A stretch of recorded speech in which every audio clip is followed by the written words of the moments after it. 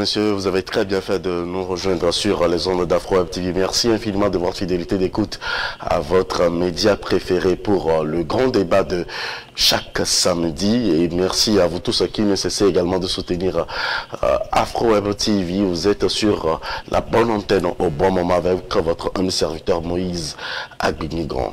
L'impact de la pandémie du Covid-19 sur la vie sociopolitique en Afrique et le panafricanisme, un rêve d'union du continent africain. Voilà donc les grandes lignes de cette émission que vous allez suivre en connaisseur que vous êtes.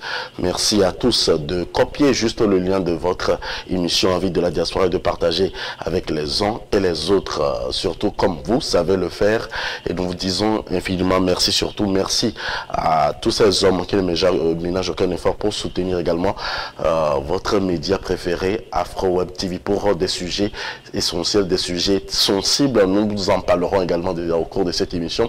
Et la moindre des choses qu'on puisse vous demander également, c'est de contribuer avec respect, en parlant avec respect à nos invités, en posant des questions dignes de ce nom. Nous respectons également votre engagement pour que l'Afrique soit meilleure. L'Afrique d'abord, c'est également notre leitmotiv sur Afro Web TV. Mesdames, Messieurs, nous avons le privilège d'avoir Art du Place aujourd'hui depuis New York, Monsieur Norman Gilles, qui est président de plusieurs associations du côté des États-Unis.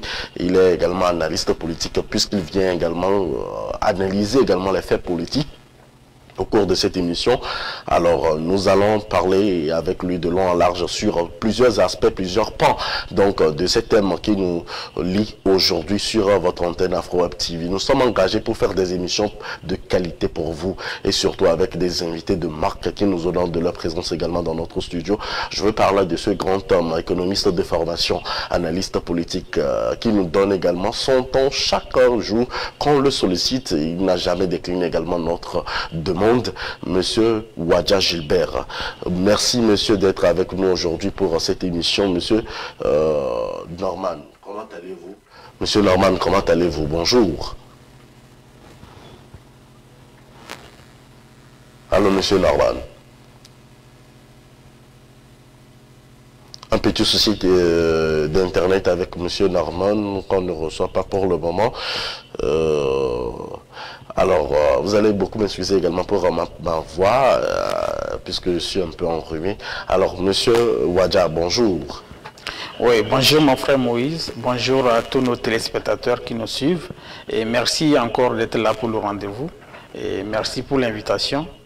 Nous sommes là pour donner des idées aux Africains dans la mesure où nous souhaitons engager un processus de développement pour l'Afrique.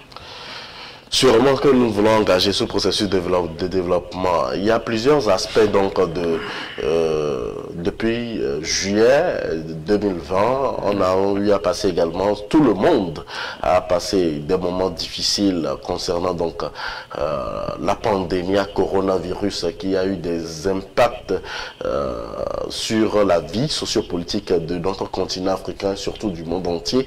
Aujourd'hui, donc, nous en parlerons de long en large également, surtout puisque c'est l'Afrique qui nous concerne. Nous allons parler sur le plan économique, sur le plan social et sur le plan politique pour cette première partie de cette émission Avis de la diaspora et bien évidemment avec vous, monsieur Norman qui est revenu en bonne et due forme grâce à la connexion des dieux de l'internet qui sont aujourd'hui avec nous. Monsieur Norman, bonjour, comment est-ce que vous allez? Oui, bonjour tout le monde, bonjour nos téléspectateurs qui nous suivent actuellement présent et une fois encore, merci aussi à mon frère, monsieur Wadja Gilbert. Voilà, donc le décor est planté. Ma première question pour nos invités aujourd'hui, nous vivons malgré tout avec cette pandémie à coronavirus et probablement les chiffres ont grimpé beaucoup dans le temps. Déjà 2020, de 2020 à aujourd'hui, il y avait eu même donc un confinement, pas un confinement général, mais dans certains États ici aux États-Unis. Et je me rappelle de la première fois qu'on avait reçu également monsieur Norman Gilles. On parlait également de New York, de la situation et comment est-ce que les situations étaient à New York en ce moment. Et aujourd'hui, monsieur Norman, vous vivez toujours à New York. Quels sont les effets directs de la pandémie à coronavirus sur la vie sociopolitique des Africains à la diaspora, vous qui vivez à New York? Oui, merci. Je donne la parole au la vie sociale et politique d'après le coronavirus. Et tout d'abord, ici à New York, nous avons eu au départ des difficultés à passer dans cette période. Nous connaissons que New York, c'est un État qui ne se doit pas. Mais sans vous mentir, durant vraiment la pandémie, c'est là où on a vu l'impact sur les New York. Mais par exemple, je peux vous donner un exemple. Si vous connaissez bien, vous entendez parler de 95 Square. C'est un coin qui ne doit pas vous donner peut-être aux environs de à peu près 1 million, 2 millions de touristes par jour normalement. Et puis, à un moment donné, c'était comme un cimetière. Dieu merci que maintenant, bon, avec les tracas, les significats dont le gouvernement et les autorités ont pris, et place, maintenant, ça reprend un peu. Maintenant, voir le cas de la situation au niveau de la diaspora ou des Togolais. Jusqu'à présent, nous avons essayé de nous organiser un peu plus mieux. Qu'est-ce que je veux dire par là? Il fut un moment, quand il y a eu des décès, des Togolais qui sont ici, nous n'avons pas parlé dans les médias, des contacts directs du décès et qui s'annoncent, ou bien des fois même s'annoncent pas. Mais il y a même des Togolais qui sont partis dans l'histoire de cette pandémie qu'on ne connaissait même pas. Ou bien parler. On a essayé maintenant d'organiser avec nous, qui sont des présidents de certaines associations et d'autres confrères d'autres associations, de voir comment est-ce qu'on peut s'organiser pour pouvoir être informé de certaines choses et voir comment on peut s'organiser. Mais actuellement, comme nous n'avons trouvé, je ne sais même pas si c'est une malédiction pour nous, et on ne s'organise pas pour ça faire bien. Les Togolais n'aiment pas quand peut-être qu'ils sont toujours à l'écart, qui préfèrent voir les autres et faire leur manière, ou bien qui ne veut même pas se mêler dans tout ça là. Bon, et il ne voulait pas se mêler dans l'affaire des Togolais. Et ça fait que il y a toujours des manquements quelque part. Ce qui fait que nous n'avons pas toujours les moyens nécessaires pour pouvoir mieux s'organiser. Et c'est vraiment dommage. C'est ce que je fais depuis le monde dans ce cas. Il y a toujours un manquement quelque part. Mais sinon, ça va aller quand même, je crois. L'espoir est permis puisque nous prenons toutefois les mesures idoines pour pallier également à cette pandémie à coronavirus qui fait beaucoup de ravages et beaucoup donc de pertes de vies humaines comme conséquence aujourd'hui. Alors, comment est-ce que vous avez vécu déjà, si on revenait un peu au début de l'annonce de cette information, de cette pandémie à coronavirus, M. Ouadja?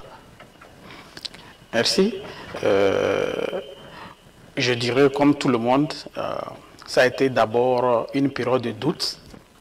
Une période de doute où les gens, à un moment donné, se disent que c'était un mythe, ce coronavirus, cette maladie. Et puis, ensuite, nous avons vécu les faits réels, puisque peut-être des connaissances directes, ou en tout cas certains proches au niveau du travail et qui ont été victimes de cette maladie. Et à partir de ce moment, on commence par prendre le truc au sérieux, et d'autres par négligence ont subi les effets de cette maladie, puisque personne n'avait vraiment une idée réelle de ce qui se passait. Est-ce que c'était réel, est-ce que c'était pas réel? Et les gens n'ont pas voulu respecter d'abord les mesures au départ. Et bon, sur le plan d'association, lorsque les Africains, ou en tout cas les gens de la diaspora, ici, quand on se réunit, on essaie toujours de discuter de ce qu'on peut faire pour mieux guider la société, pour mieux guider nos communautés à travers cette période difficile Mais, comme je le disais, nous devons tous, à un moment donné, prendre le truc au sérieux.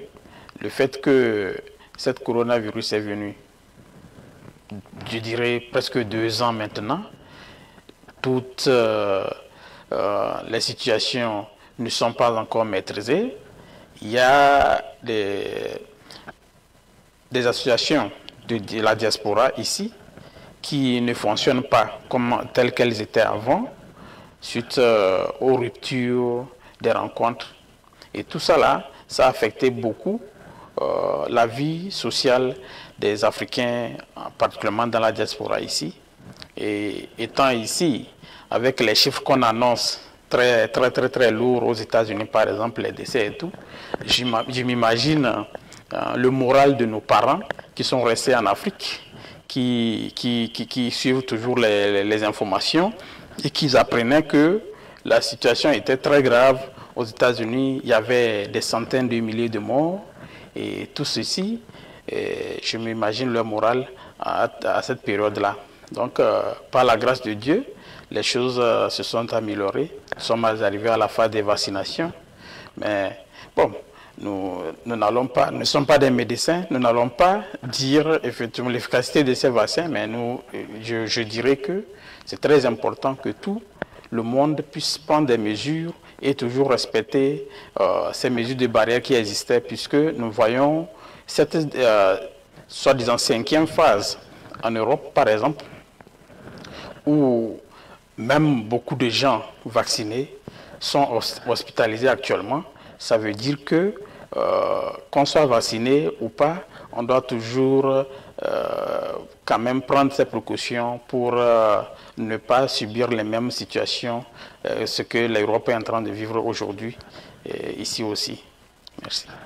Vous avez parlé de vaccination, vous avez parlé de beaucoup de choses tout à l'heure. On va revenir sur ça, mais pour l'heure, vu que vous avez parlé de vaccination, je voudrais attaquer donc le sujet sur un problème de santé. Quel a été, selon vous, donc dans l'impact sur le système de santé? Est-ce que le système de santé attendait à ce que une pareille occasion, comment est-ce qu'ils ont géré? Est-ce que, surtout en Afrique, le cas est bien géré avec les systèmes de santé, M. Gilles, selon vous? Tout d'abord, je remercie vraiment Dieu. C'est ce que, bon, durant cette maladie, bien pandémie, moi, je remercie Dieu que ça n'a pas été pareil cas en Afrique. Pourquoi? J'imagine ce qui s'est passé aux États-Unis, en Afrique. Combien resterait? C'est la question que je vous poser. Est-ce qu'on s'est préparé pour cela? Non. Oui. Donc, partant de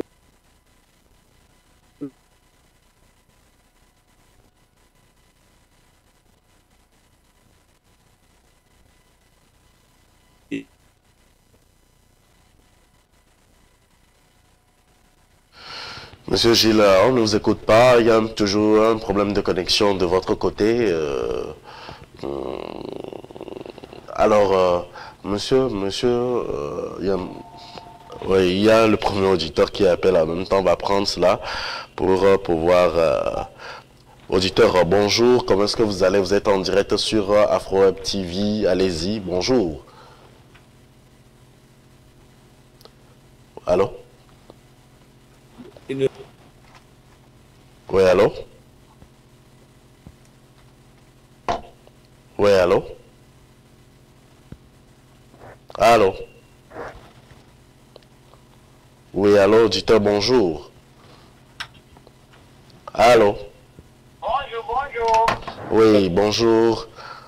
Bon, j'ai pas essayé de rentrer en ligne avec vous, mais ça ne marchait pas. C'est maintenant que j'ai eu l'occasion de rentrer, mais je voudrais suivre le débat seulement. Oui. Merci beaucoup d'être avec nous aujourd'hui. Si vous voulez participer à cette émission, nous parlons du premier sujet, l'impact de la pandémie du Covid-19 sur la vie sociopolitique en Afrique. Quel est votre point de vue? Si tu as retenu la question, s'il faut. Oui, bien sûr. Je vous demandais l'impact, quel est selon vous l'impact de la pandémie du Covid-19 sur la vie socio-politique en Afrique? Mais la pandémie qui a affecté tout le monde, spécialement l'Afrique, on dirait que on est les plus chanceux, ça a affecté, mais le moins continent est affecté, donc remercions Dieu, mais ça a affecté tout le monde sur le plan social, politique, même le cours de tout a changé, les gens souffrent alors qu'ils n'ont pas les moyens financiers pour faire face à ces augmentations de problèmes de capital. Et en plus, nos infrastructures de santé ne sont pas appropriées. Il n'y a pas de changement, malgré que on a su que ces aides financières ont été déployées vers l'Afrique. On ne sait pas si quelque chose a changé sur le plan santé pour aider nos populations. C'est des problèmes auxquels on fait face présentement. Voilà, pour ces problèmes, comment est-ce qu'on peut pallier si, par exemple, on vit en Afrique, surtout les Africains qui souffrent en ce moment, où on avait eu même l'information que là, on passe par une impasse donnée.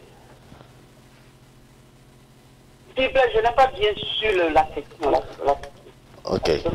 Je vous demandais de savoir comment est-ce qu'on doit pallier, vu que nous ne continuons pas à vivre avec la pandémie de coronavirus. Comment on peut pallier à ces problèmes? Oui. Voilà la question. Oui, Ouais. exact. D'abord, les problèmes nationaux, c'est une question qui est nationale. Donc, le premier, ou bien c'est le gouvernement qui doit prendre des mesures pour aider effectivement la population.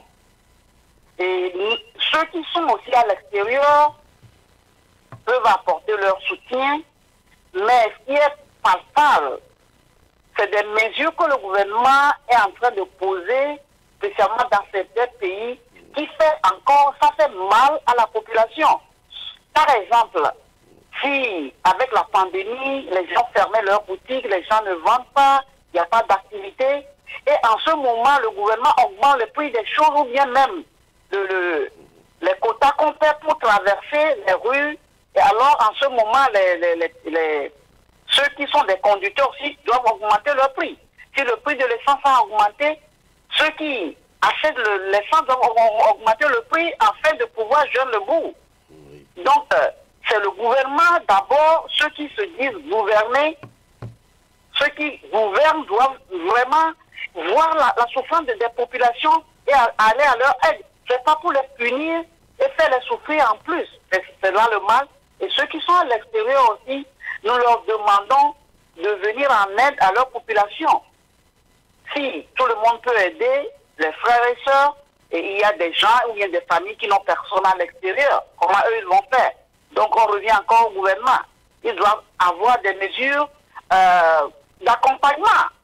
Par exemple, aller à l'hôpital, au moins il faut qu'on soigne les gens. Si à cause du Covid, ma maman n'a pas de nourriture pour me nourrir et j'ai mal au ventre, je ne veux pas aller au centre de Covid, mais je vais aller à l'hôpital directement. Mais les gens arrivent là-bas et même les gants que les médecins doivent prendre pour me soigner, ils n'ont pas ça. Ou bien l'aspirine. Les premiers soins, on n'en a pas. C'est ça le problème. On retourne encore au gouvernement. C'est le gouvernement qui a l'argent du pays. Donc, c'est dommage que, je ne sais pas si ceux qui gouvernent voient tous les problèmes de nos populations ou pas. Merci. Merci beaucoup pour votre intervention. Et ça fait chaud au cœur d'avoir une femme qui commence également cette émission avec nous aujourd'hui en tant que téléspectatrice. Merci beaucoup de nous avoir appelés et appelez-nous de temps en temps. Est-ce que vous pouvez donner encore une minute si c'est possible? Oui, allez-y donc. Bon, je voudrais faire un appel à nos auditeurs, nos frères et sœurs de l'un ou de près. Oui. Que le débat politique, c'est pas un débat de boxe. En ce sens que des fois, si nous écoutons nos frères et sœurs poser des questions à ceux que vous avez invités sur les plateformes, pas seulement votre plateforme, mais différentes plateformes, ils posent des questions, c'est comme on se bat. C'est comme tu es à l'école, tu te bats avec ton camarade. Non, les débats politiques, c'est des débats d'idées. Il faut qu'on échange des idées. Si tu veux poser une question à quelqu'un qu'on invite sur une plateforme, d'abord respecte-toi toi-même. La personne qui est là, c'est un responsable. Ils ne sont pas parfaits. Seul Dieu est parfait. Ils ne sont pas parfaits. Personne n'est parfait. Nous avons offensé, on fait des choses qui ne sont pas peut-être bonnes, mais tout le monde a son jugement. Donc si tu veux poser des questions à des gens qu'on invite, quelqu'un a pris son temps pour venir et à nous entretenir, ou bien vous qui organisez ce débat, vous avez pris votre temps pour inviter des gens, il faut qu'on les respecte. On peut poser des questions, mais avec respect. C'est un père de famille, c'est un mari, c'est un frère, c'est une sœur. Ayez du respect envers tout le monde. Il ne faut pas lancer des choses qui font mal à l'oreille. Nous sommes souvent les Togolais, on est bien éduqués. Un pays qui respecte beaucoup, qui accueille. Donc gardez ces petites choses que nous avons depuis nos naissances. On est bien éduqués. Avant de parler à quelqu'un, il faut dire s'il vous plaît. Si tu ne veux pas dire s'il vous plaît, pose la question normalement, n'insulte pas. Et j'exhorte nos roses, ceux qui organisent ce débat aussi, si quelqu'un est en train d'exagérer, coupez la ligne. Je vous en prie, et c'est quelque chose qui me fait mal parce que quelqu'un prend son temps pour venir nous entretenir ou de répondre à des questions. Si vous écoutez les questions que nos frères et sœurs posent, ça fait mal. Encore, je le dis, par exemple, celui qui nous conduit aujourd'hui, si vous êtes Togolais, ceux qui sont les dirigeants d'aujourd'hui, quelles qualifications ils ont? Quelle maîtrise ils ont? Ou bien, quels sont leurs emplois passés? Quelle expérience ils ont avant de conduire le pays pendant 50 ans? Donc, si quelqu'un vient, des gens qui font quelque chose chez nous, ici au Togo, vous les insultez directement sur les ondes. Ça ne va pas, mes frères et sœurs. Essayons de nous contrôler en posant les questions. Et soyons polis envers l'un l'autre. C'est un débat politique. Et vraiment, il y a beaucoup de gens qui ne connaissent pas l'histoire du Togo. Ce qui se passe sur le terrain, c'est différent de ce que la diaspora fait. Et ceux qui sont toujours derrière les WhatsApp et autres là, c'est des choses, des informations de WhatsApp que vous ventilez. Pour vous dire la vérité, si vous êtes de l'opposition, il y a aussi la partie au pouvoir qui a organisé des gens qui sont derrière les caméras ou derrière les ordinateurs pour mettre de la zizanie. Et vous vous battez vous-même. C'est honteux.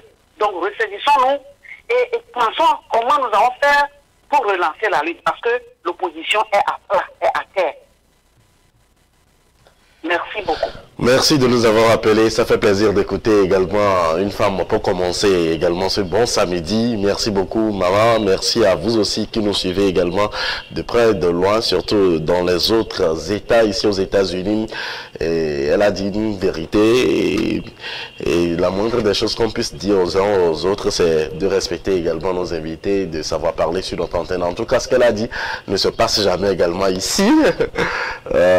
Alors voilà un peu donc le décor qui est planté. On va virer un peu plus sur le plan santé d'abord avant de venir sur le plan politique. Et elle a parlé également du gouvernement. Comme est-ce que les gouvernants font leur travail en ce sens? Donc est-ce que vous avez senti, c'est monsieur Gilles qui parlait et sa connexion avait eu un petit peu de problème. Est-ce que vous avez senti que le matériel mis à la disposition également donc de ceux qui sont dans le domaine de la santé, des médecins, de tout le corps médical est suffisant pour faire face et il faut faire face également à cette pandémie à coronavirus? Monsieur Gilles Norman. Merci encore une fois. Bon, je ne voulais pas quand même garder ma langue dans ma poche ici. Je vais dire les choses telles que je connais sur le terrain. C'est ce que je veux dire. Tout d'abord, quand la pandémie avait commencé, même temps tout à l'heure, nous, certaines personnes nous disaient dans la diaspora, plus précisément, je vais donner quand même un chapeau à, par exemple, le pasteur congolais. On s'est mis rapidement ici à voir comment est-ce qu'on peut s'organiser et apporter notre contribution et à notre équipe sanitaire sur le terrain. Ce qui a été fait, et d'une manière autre. Et on a posé même certaines questions pour voir comment est-ce qu'eux-mêmes s'organisent sur le terrain. Et voilà, c'est là où je veux dire le problème que nous en avions écouté au Togo, dans notre domaine socio-politique, c'est pareil, et que nous n'arrivions jamais à développer cela. Et on attend tout du gouvernement. Je me suis dit non, il y a certaines choses que quand vous êtes dans du domaine, vous devez imposer au gouvernement que c'est comme ça que je dois le faire. C'est comme ça qu'on doit le faire. C'est notre domaine. N'attendons pas que le gouvernement vous impose sa manière de le faire. Si ça ne peut pas marcher, vous dites non, ça ne peut pas marcher comme ça. Mais si vous acceptez à suivre le rythme du gouvernement, qui n'a même pas réellement l'intention de l'idée de ce développement, nous allons tous nous noyer encore à la fin de compte. Ce qui s'est passé, on a vu comment le gouvernement, l'équipe gouvernementale, s'est organisée et ils ont donné l'instruction à l'équipe sanitaire qui, normalement, devait quand même planifier selon leur domaine comment ça doit se faire, ou bien dans une entente avec les deux pour voir comment est-ce qu'on peut s'organiser. Et ça n'a pas été le cas. Et voilà ce que nous avons eu actuellement comme résultat. Nous voyons que ça ne marche pas très bien. Certains ne sont pas informés. Il y a comment on appelle les sociétés civiles ont commencé à donner, à aider la population sur le plan de précaution, de la bavette, tout cela, avant même que le gouvernement réagisse. Et ça ne devrait pas être comme ça. Vous voyez? Ça ne devrait pas être comme ça. On doit travailler normalement en synergie, en collaboration avec le gouvernement et la société civile et l'équipe sanitaire et le gouvernement. Mais ça n'a pas été le cas. On a vu ce que ça a donné jusqu'à présent. Tantôt, on ne sait même pas si le nombre de décès qu'on nous donne des fois, est-ce que c'est réel? Parce que quand vous allez au village, cette pandémie n'a pas de frontières. Combien qui meurent dans les villages avec le Covid, on ne sait même pas. Les dégâts que ça fait dans les villages, on ne sait même pas. On ne peut que nous donner les choses qui se présentent dans les villes. Donc, il faut une organisation totale. C'est là où je me suis dit, bon, je donne aussi à tort à nous, dans la diaspora, qui devront quand même aussi apporter notre contribution et à ce boulot. Nous ne le faisons pas. On peut faire rester ici que attribuer les erreurs, ou bien doiter le gouvernement que le gouvernement ne fait pas ceci, ne fait pas cela, il ne fait pas ceci, ne fait pas cela. Est-ce que nous apportons notre contribution? Comment est-ce que nous contribuons à cette lutte de pandémie? Nous ne le faisons pas. Donc, je crois qu'il y a encore toujours beaucoup de choses que nous devons faire. Et même dans notre famille, tout ça là, nous devons comment les assister, éviter la contamination, tout ça là. Nous ne le faisons pas. On ne fait que accuser. Alors que nous devons participer d'une manière ou autre. Et quand je dis tout d'abord que, bon, pas dans les patriotes, avec ce deux chapeaux, et puis un moment, bon, on n'a même pas demandé le cadre du gouvernement ou bien de l'équipe sanitaire, alors que nous, certaines écoles, nous n'avons plus un cadre à partir d'ici. En faisant les sauts de lavage, en donnant des infectants, tout ça là, même les testeurs pour pouvoir tester la température, tout ça là. C'est ce que nous devons faire. Nous devons participer d'une manière autre. Contribuer avec elle. C'est ce qu'on doit se dire souvent que un pays est construit pas seulement au niveau gouvernemental, c'est toute la population qui construit un pays.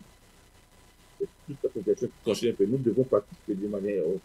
Que de rester là à critiquer, à diffamer, tout ça là, ça ne nous apporte à rien. Voilà ce que je pourrais apporter à cela. La population est en train de faire ce qu'elle doit faire en ce moment pour pallier également. Mais est-ce que la responsabilité incombe seulement au gouvernement, comme l'a dit notre téléspectatrice, M. Gilbert? Non, la responsabilité est partagée, mais il y a toujours quelqu'un qui est au-dessus, et c'est l'État. C'est l'État. Nos dirigeants en Afrique, par exemple, il faut qu'ils donnent eux-mêmes le bon exemple, et cela s'impose à la population. Vous comprenez? Donc, lorsqu'on ne fait pas le bon exemple, on ne peut pas vouloir imposer quelque chose d'autre à la population. Donc, c'est ça la situation que nous avons en Afrique. Par exemple, les hôpitaux aujourd'hui. Quand le coronavirus est arrivé en Afrique, nous avons vu partout dans le monde, que ce soit l'Organisation mondiale de la santé, les organisations internationales, tout ça, tout le monde se lève, ils se plaignent de l'Afrique. C'est-à-dire, tous ceux qui disent au début de cette pandémie, c'était qu'il devait y avoir une catastrophe en Afrique. Pourquoi? Parce que ils voient les réalités sur le terrain. Nos moyens sont limités. Oui, nos moyens sont limités, effectivement. Les réalités sur le terrain, c'est que les infrastructures médicales ne sont pas là. Il manque cruellement des infirmiers, des médecins. Donc, si au même moment, la pandémie devait faire les victimes, comme en Europe, ou par exemple aux États-Unis encore, où il faut aller voir 50 000 personnes. Je donne l'exemple par exemple du Togo. 50 000 personnes hospitalisées au Togo au même moment. Il n'y a pas un hôpital pour supporter cela. Donc, c'était... Ça ne se passe pas qu'au Togo, ça se passe également dans les autres pays. Je donne l'exemple du Togo. Ça, nous parlons de l'Afrique en général, mais j'ai donné un exemple spécifique du Togo. Par exemple, nous savons les limites que nous avons chez nous en Afrique, le manque d'infrastructures. Et il ne faut pas seulement attendre ces genres d'occasions ou ces genres de situations du coronavirus pour se lancer dans les constructions des centres médicaux. Tout à l'heure, la dame vient de parler, je ne vous ai pas coupé, oui. La dame vient de parler également du coût élevé des denrées alimentaires lors de cette période de pandémie à coronavirus, ou également, selon les chiffres, on peut dire 690 millions actuellement en augmentation depuis une certaine période d'année. Oui. Comment analysez-vous, en fait, le coût des denrées alimentaires, soit l'augmentation de ces denrées alimentaires durant cette période précise de la pandémie? Non, justement, j'étais en train de parler effectivement des responsabilités de l'État avant de venir aux responsabilités des populations. Oui, allez-y. Par exemple, ça c'est ce que vous venez de dire, c'est une responsabilité de l'État. Vous comprenez? On ne peut pas être en période de crise. Si nous comparons aux situations en Europe ou aux États-Unis ici, au moment où le gouvernement voit qu'il y a une situation de crise, où il faut injecter de liquidités dans l'économie pour pouvoir permettre à la population, ou directement même assister les populations financièrement, au même moment en Afrique, c'est le contraire. C'est-à-dire, non seulement les frontières sont fermées, il y a beaucoup qui sont limitées, les importations de produits qui sont limitées, ça va impacter directement sur les prix, vous comprenez. Donc, il faut à chaque moment faire une bonne lecture des situations qui se présentent à nous. Lorsque nous n'avons pas cette lecture, on a tendance à croire que non, la situation se présente, le gouvernement ne reçoit plus, il n'y a plus assez d'argent qui rentre dans les caisses de l'État. Donc, ce que le gouvernement peut faire, leur idée première, c'est d'augmenter les impôts sur les trucs, d'augmenter les frais en tout cas, certains services que le gouvernement offre. Et ça va directement impacter sur la vie chère au sein de la population. Mais ce qu'on n'a pas remarqué, lorsqu'on augmente les prix, il n'y a pas une amélioration au niveau des salaires, par exemple. Il n'y a pas une assistance directe aux populations démunies. Il n'y a pas une assistance directe aux gens qui n'ont pas d'emploi. Vous comprenez? Donc, les prix augmentent, ça va avoir un impact direct sur toute la population. Puisque quelqu'un qui a un peu est obligé de donner un peu à son voisin qui n'en a pas. Et ça crée des creux un peu partout. Donc, il y a eu une mauvaise lecture de la crise sanitaire en Afrique. Et ça a impacté beaucoup sur la population. Au Togo, par exemple, il y avait une envie ici où le gouvernement partageait, par exemple, de l'argent. Bon, je ne voudrais pas faire... Non, pour le Togo, par exemple, j'étais allé au Togo en début de cette année. J'ai remarqué, selon les informations que j'ai eues, les gens ont réussi à avoir un peu de sous. Mais c'est combien? Vous comprenez? C'est trop peu. Vous comprenez? Peut-être c'est une bonne initiative, mais elle est vraiment insuffisante. Enfin, comparativement à d'autres pays de la sous-région. Oui, c'est justement. Bon, comparativement à certains pays de la sous-région, il n'y a pas eu ces aides-là. Il faut le dire aussi. Donc, c'est pourquoi il dit que c'était une bonne initiative, mais quand même insuffisante pour pouvoir aider les gens à s'en sortir. Et encore le problème. Je pense qu'une fois, j'ai parlé des situations en Afrique où il fallait avoir un système d'identification des citoyens, comme on a aux États-Unis, par exemple, le système de sécurité sociale, le numéro de sécurité sociale, qui permet d'identifier tous les citoyens. Ce problème s'est posé, par exemple, au Togo. Quand le gouvernement a voulu assister les gens, ils sont passés par les histoires de cartes d'électeurs. Donc il fallait envoyer le numéro de la carte d'électeur et puis c'est par là qu'on t'identifie pour te donner de l'argent.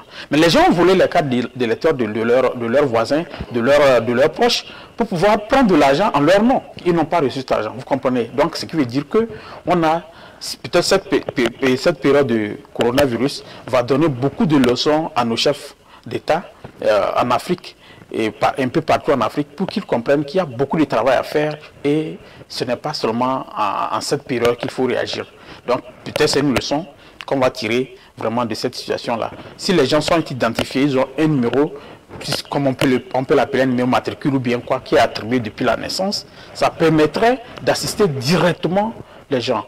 Quand vous allez au sein de la population au Togo par exemple, vous verrez que le gouvernement va faire un total d'argent qu'ils ont assisté, mais peut-être 100 000 personnes n'ont pas reçu l'argent là. Pour assurer votre divertissement et vous informer en temps réel, suivez toutes vos émissions et programmes préférés sur Afro Web TV.